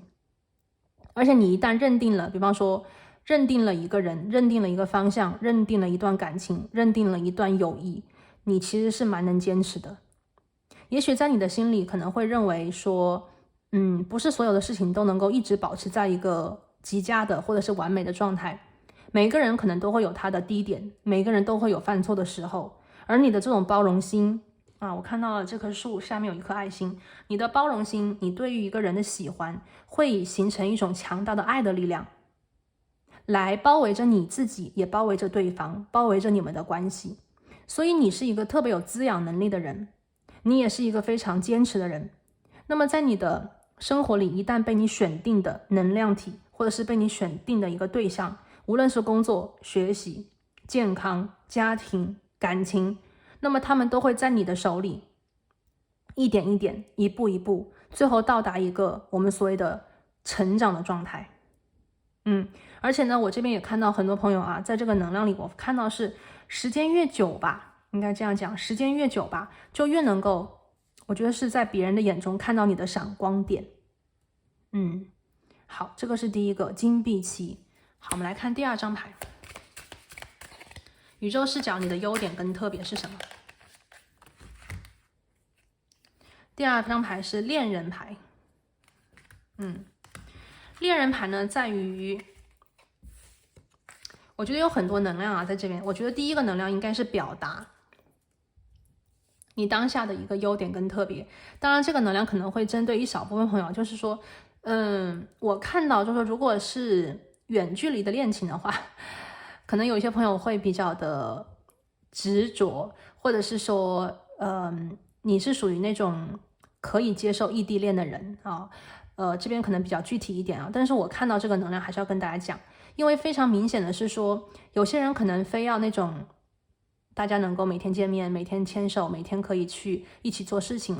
但是我觉得第三组牌的朋友，你们的能量更加有一种传递感，就是说尽管遥远，但是只要我们的心心相印，我们就能够去驾驭这段感情，我们就能够在遥远的距离去感应彼此的真心。不是每一个人都驾驭不了异地恋的，有些人是可以的，有些人可以在异地恋当中过得非常的快乐，或者是说非常享受异地恋带给他们的这种情感的滋养异地恋的 lovers， 我看到是你们很会传递你们的爱的讯息。那么这个呢，第一个就是在异地恋当中，我觉得你们是很有优势的。第二个呢，宇宙视角的 lovers， 我看到是你们非常注重你自己的选择。第三个牌的朋友选择在你的人生当中是一个非常重要的话题。你要选什么？你要怎么选？跟谁一起选？你的 company 就是你的这个同伴也非常的重要。那么同伴我们都知道，芸芸众生里面啊，非常多的人，那谁跟我们一起走，谁跟我们一起过，谁跟我们每天一起去吃饭，这是我们的选择，对不对？第三组牌的朋友，我看到在宇宙视角当中啊，你对于自己生活当中的选择，你非常的注重，你也非常的，我觉得是用心的选择啊，非常用心的选择。就好像我们在讲，如果我们对生活什么都很冷漠，不在乎的话，跟谁都可以，跟谁都一样，那么可能到最后你也可以随时的放手和离开。那么相对应的，如果在生活当中，我们把生活当做一种神圣的仪式来看待的话，我们对于生活里的所有的选择，我们都认真的选，用心的选，从我们吃什么，到我们跟谁一起玩，到我们工作里面怎么做，对吧？每一天怎么过，每一个选择我们都认真对待的话，那么你的生活将过成你的神圣仪式，你的生活将变成一个像光一样的宇宙和天堂。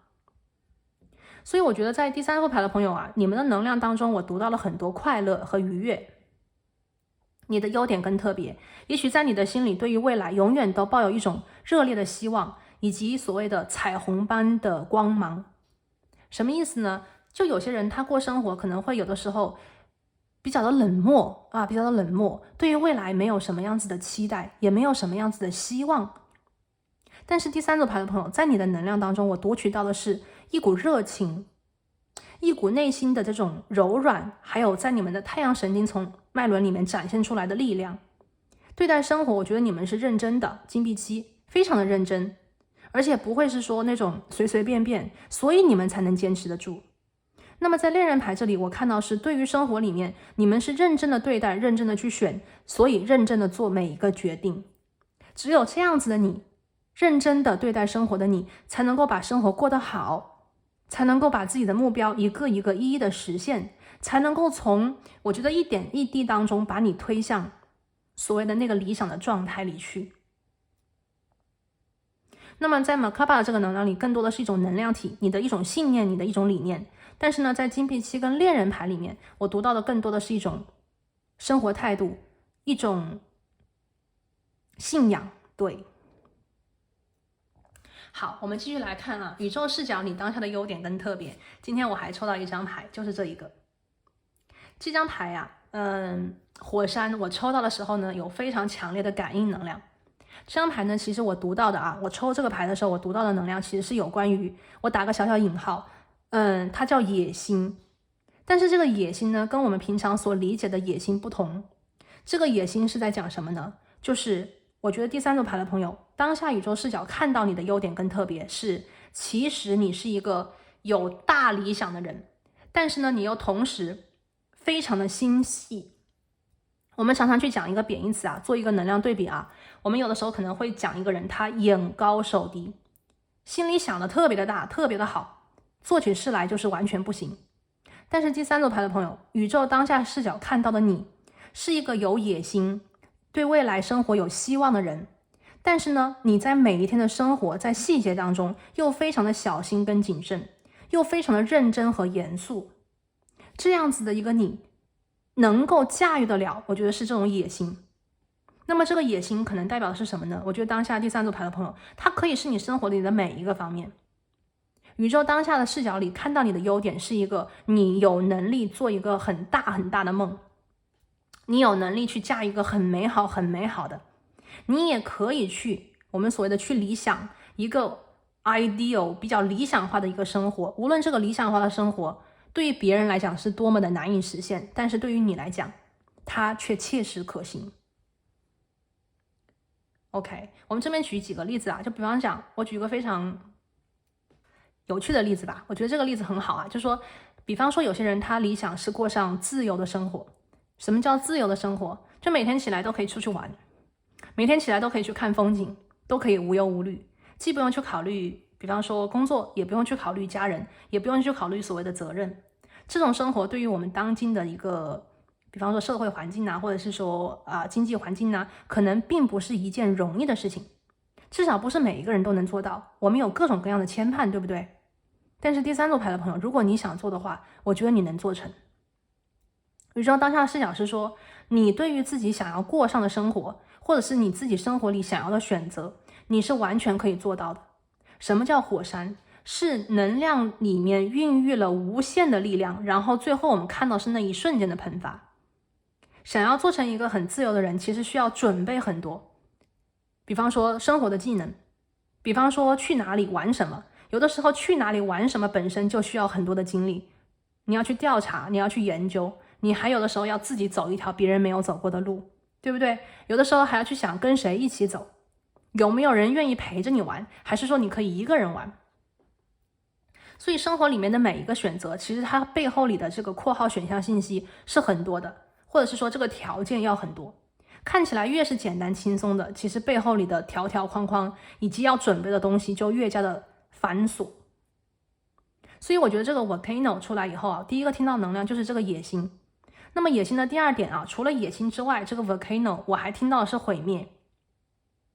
为什么是毁灭？火山出来的时候，它的这个岩浆其实是可以毁灭一些东西的。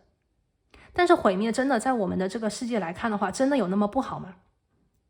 我们可能在当下的这个能量里啊，我们其实蛮容易去有一种审判。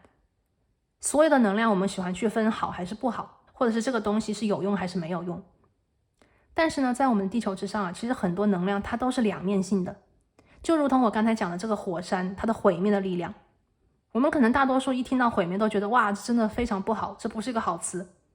但是毁灭有的时候能够带给人类非常大的帮助。那我们举一个非常简单的例子，比方说疾病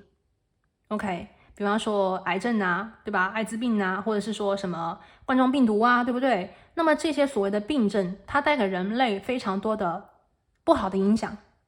但是如果我们有一种毁灭的力量的话，我们就可以把这个病毒消灭掉，或者是说让这个病毒控制在我们可以接受的可控的范围之内。所以你像一些科学家去研究，无论是什么样子的药啊，或者是什么样子的疫苗啊，其实它都带有一种所谓的压制的力量。压制的是病毒，压制的是细菌，压制的是一种我们人类可能不能够去接受的，或者是接受不了的东西。所以毁灭从这个角度来看，是不是觉得还是挺有用的？那么相对照的第三组牌的朋友，我觉得你的能量啊，在 Merkaba 这个地方是相当强的。你是光，你的身体可以转述成光。那么你的这种力量 OK， 你的这种疗愈的力量，因为光是有疗愈能量的，你的这种疗愈的能量，你的这种力量感可以运用到，比方说去改善毁灭不好的东西。不好的东西是不是需要一种毁灭的力量？因为只有毁灭掉了，比方说尘归旧俗，一些限制我们成长的东西，我们才能够突破，我们才能够去打破，我们才能够去自由，对吧？所以说我觉得第三副牌的朋友，你们的那种能量里啊，给我了非常强烈的一种就是与众不同。这个与众不同是换一个思考的角度，去用你们的独特的力量去办成一件伟大的事情。所以无论刚才我讲的野心也好，毁灭的力量也好，其实它都有它在具体生活当中我觉得是非常好的应用。所以我们在讲啊，其实能量本身并没有好坏，是我们怎么样去运用它，是我们的心，是我们的灵魂去决定了这个东西究竟是好还是不好，对不对？好，那么今天的最后一张牌啊，关于你们的优点跟特别，我抽到的是山猫。这张牌是讲我怎么样能够去爬得再高一点，这张牌是这样讲爬啊，去往上爬。这张牌呢，我觉得宇宙视角吧，当下看到了两个不同方面的你。首先呢，宇宙第一个对你的认可就是你很努力，就像我看到这个金币期，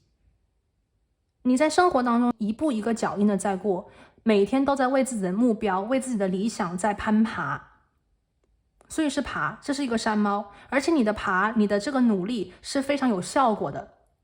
是有效率的。第二个角度就是，当你来到一个高度，当你爬上去，你像金币期其实是有一定的这种成效的，是成功的能量。当你爬上去，你看到了一个更高视角的自己、环境和宇宙的时候，那么这个时候的你就要去多想一想啊。宇宙在讲，当你爬到更高的地方，你可以想一想，你也可以休息，你也可以去思考。宇宙的第二个视角看到你当前的优点跟特别，就是我觉得有很多朋友啊，当前你们在具体的生活当中，可能做事情啊，或者是完成你的选择啊等等这些方面已经做得很好了。那么宇宙视角当中，你当下的特别是，你不是那种我刚才讲野心嘛，你不是那种不断的去攀爬，就是第一个目标实现就第二个目标，第二个目标实现就第三个目标，你不是那种一味的为了往上爬而上爬的人。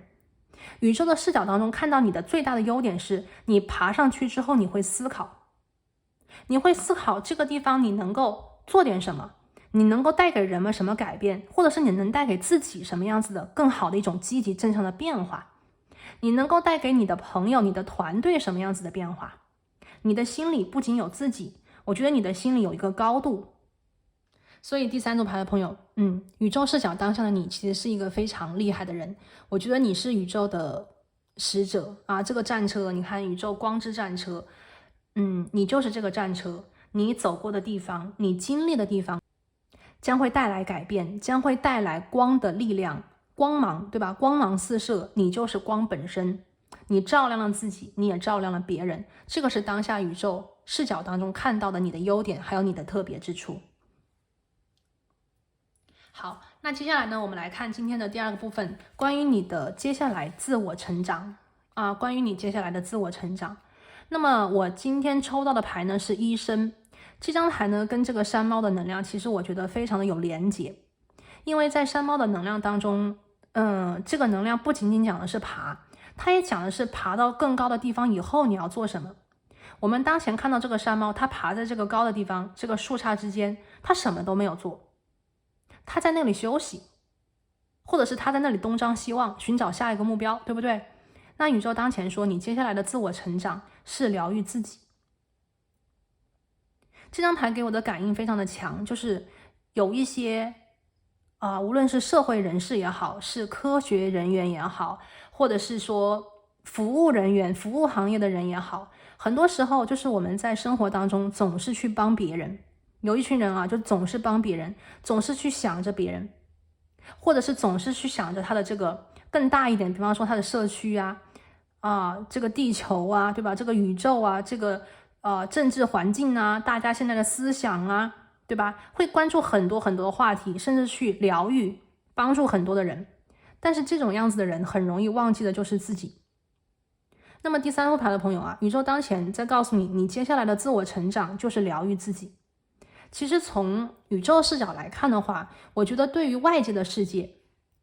第三副牌的朋友，对于外界的世界，对于你的比方说工作啊、学习啊、家人啊、朋友啊、你的理想等等，其实我觉得在宇宙视角来看的话，你做的已经很好了，你做的已经很好了。但是呢，宇宙觉得说，当你能够把能量更多的去关注一下自己的健康，这个健康包括身体健康、精神、思考，对不对？包括你的情绪，你有没有觉得被别人滋养？你有没有觉得自己非常的快乐？你有没有在精神层面上更多的或者是充足的去连接你这束光，你的能量的源泉，你的能量的本源呢？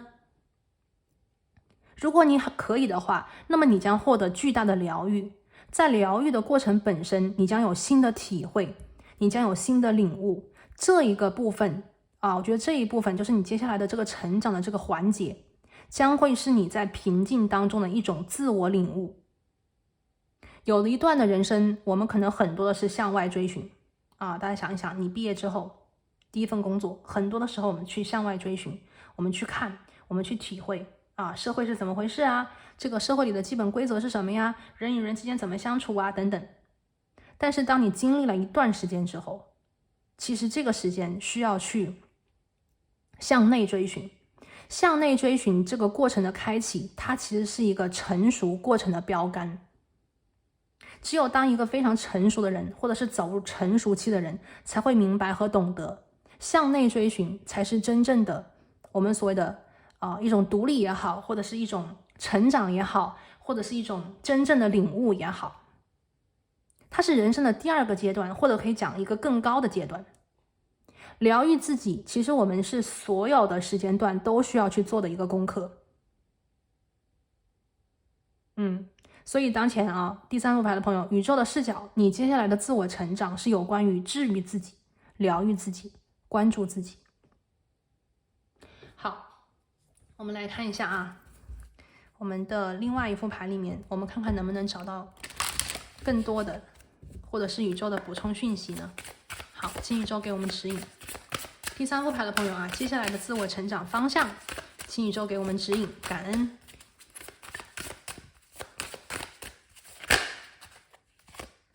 射手座，射手星座，第一个啊，因为我刚才看到疗愈嘛，什么叫疗愈自己啊？如果说第3个牌的朋友，你们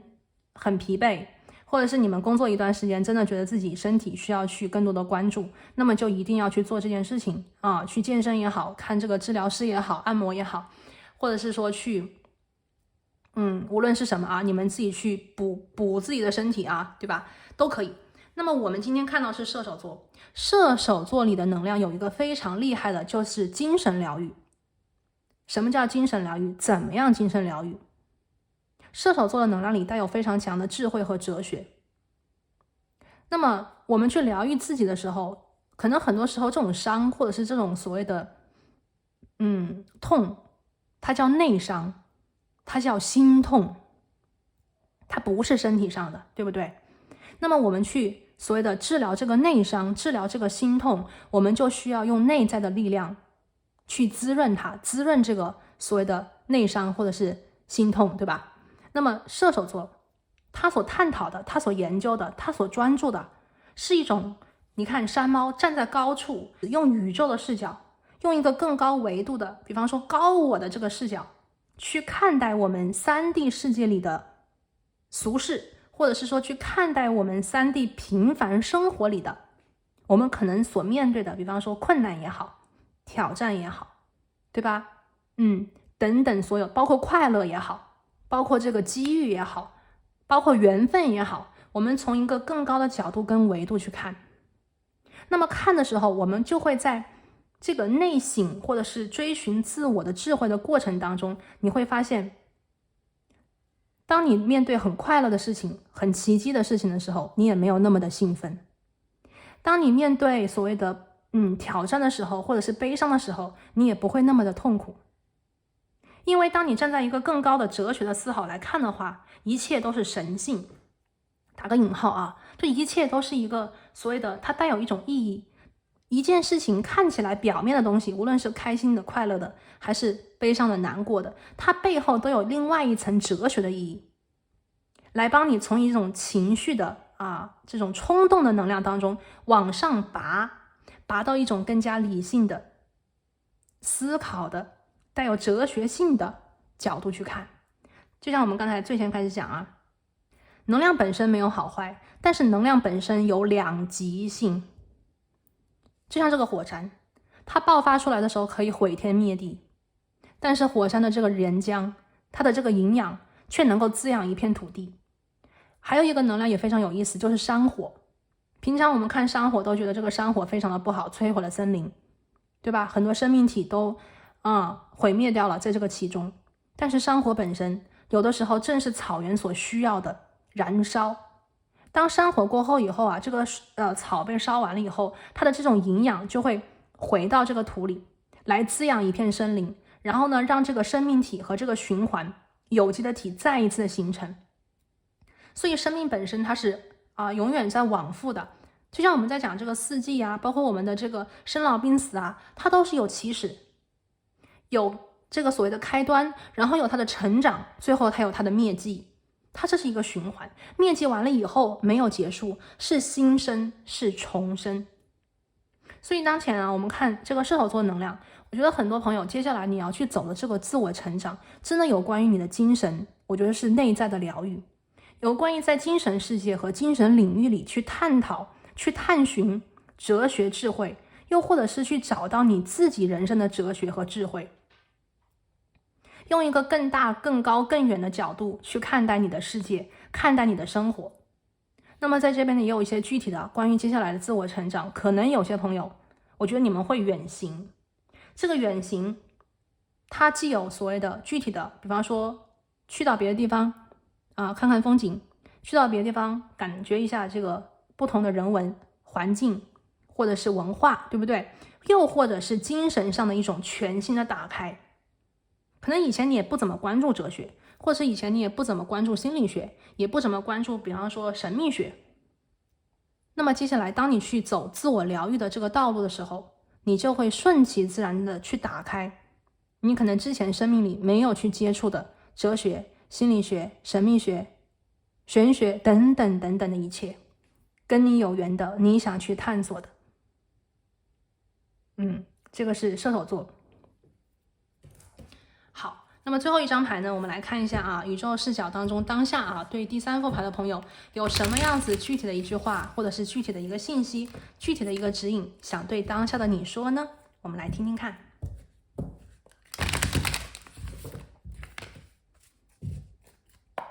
好，请宇宙给我们指引，感恩。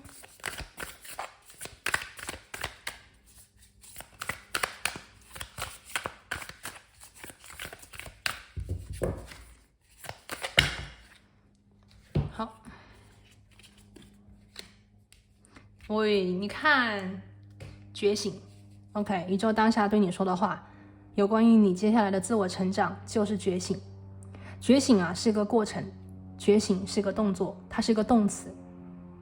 没有人可以说自己已经完全觉醒 ，OK， 所有的觉醒，它都有很多不同的阶段，有不同的能量的层级，甚至可以讲不同的维度，都会有不同能量的一种觉醒。那么当前呢，第三组牌的朋友，宇宙想对你讲，接下来有关于你的自我成长是进一步的觉醒，让自己更进一步的醒来，让自己出来。那么这个出来是什么呢？我觉得是从一种疗愈的过程里走出来。那么如果我们总结的话，接下来你要去走的自我成长的道路是一个自我疗愈，疗愈好自己的一个阶段。那么这里呢，就是我们第三组牌的朋友今天为你们所连结关于你的优点、特别以及宇宙视角当中你接下来的自我成长方向。那么希望这个能量呢，能够带给第三副牌的朋友你们需要的能量以及你们需要的指引。那么我们今天呢，就先讲到这边，祝大家好运。那我们下期再见，拜拜。